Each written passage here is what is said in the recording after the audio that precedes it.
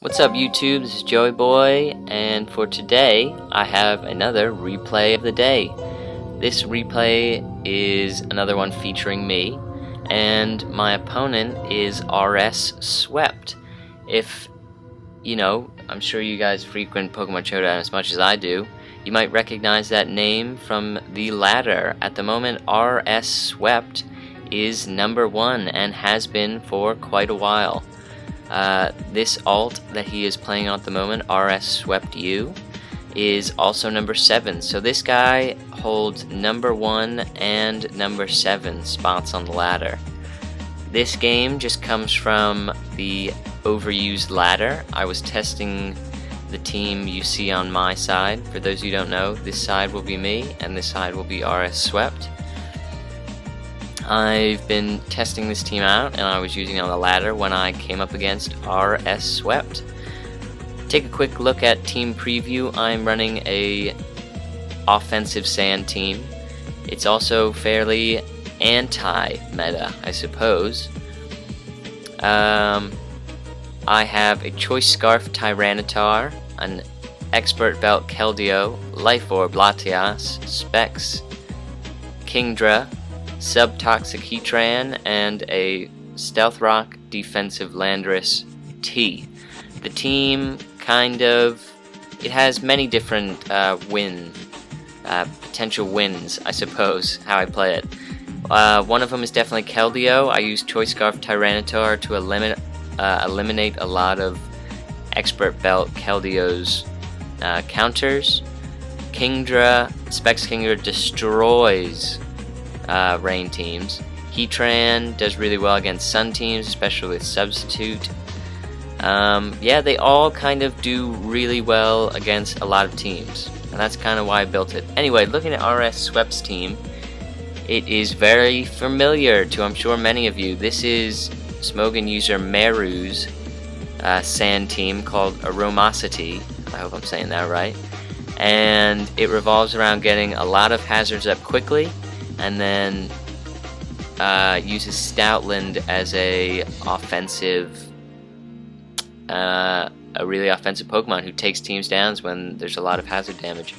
So I know this team really well, and I know when people use it, they lead with Roserade. So knowing that, I decided to lead off with my Latias because it carries the Psyshock, which will be able to take out the Roserade right away. He's gonna know this, and he switches out to his Hippowdon to take it. But it takes 70% from that thanks to a critical hit. Now that was pretty important, but it's kind of the last instance of hacks in the game. So he's going to predict my Surf here and goes into Jellicent, which was a really good play on his part. RS Swept definitely makes some great plays during this game. And I'm going to predict the Shadow Ball because I know that this Jellicent runs it.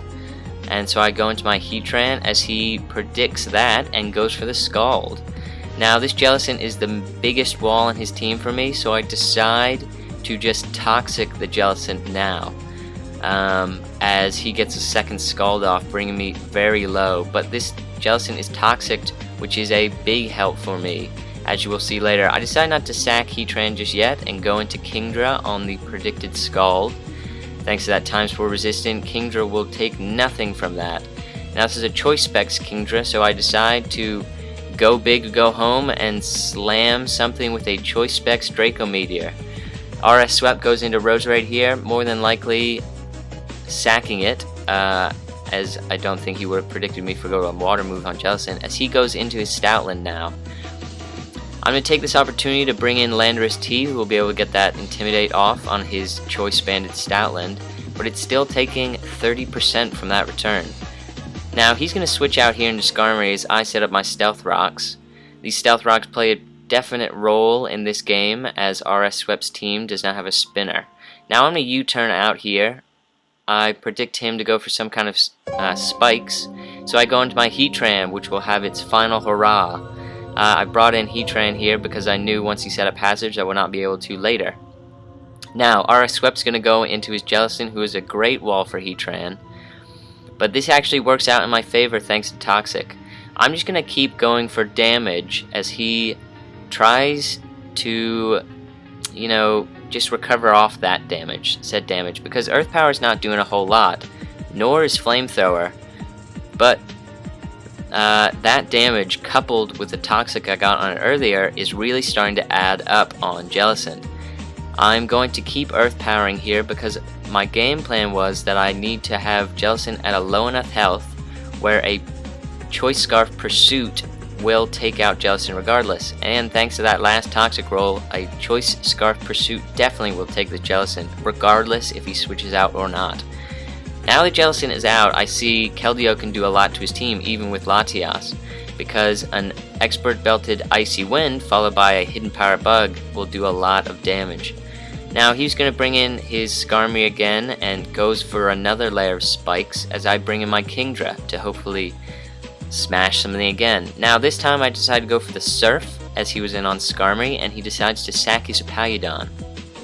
So as you can see, with that crit, Hippowdon really was not a help in this game. Now he's going to go in his Latias, and I know the set because again I know this team. I know it's a Calm Mind, Hidden Power, Fire Latias. So I decided to bring in my Choice Scarf Tyranitar here, but as you'll see he switches on my Crunch. Now it's kind of a 50-50. I went for the Crunch because sometimes Calm Mind Latiases will stay in on Choice Scarf Tyranitars, predicting the Pursuit, because if you don't switch out, Pursuit does not do a whole lot of damage. Now I bring in my Kingdra on his Skarmory, but he just Whirlwinds me right out, hoping to rack up more passive damage. The Whirlwind brings in Latias. I just begin firing off Surfs. Now this maybe seems like weird plays as I just continue to Surf as he continues to Roost, because it looks like I'm losing in this situation, but I have a feeling one of these turns he's going to over-predict and predict me to switch and not Roost. So I continue to Surf, also knowing that if he tries to bring in Latias on the Surf, I will actually outspeed since he's running HP Fire, which has one less speed IV than my Life Orb Latias, who doesn't have a Hidden Power Fire. Now there you see, he goes for the spikes one of these turns on my last turn of Latias and sacks his Skarmory. Now this is where the game actually is very close. I have 4 Pokemon to his 2, but he has very threatening Pokemon. Now I get the Intimidate off with Landorus here and U-turn. I was actually expecting the Latias to come in there, and that's why I U-turned and did an Earthquake. Now even this Choice Banded Stoutland is at -1 thanks to Intimidate, but I need to sack something to bring in Landorus T again. So I bring in Landorus T, and he's at -2 and still doing close to 30% with return. I go for the Earthquake thinking I've taken out the Stoutland, but it lives with 3%, but I do know that now he cannot take Stoutland out.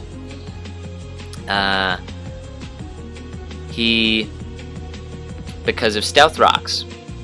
So I decide to switch out into Keldeo just to sack it, because it won't be beating Latias one-on-one. So I go into Landorus.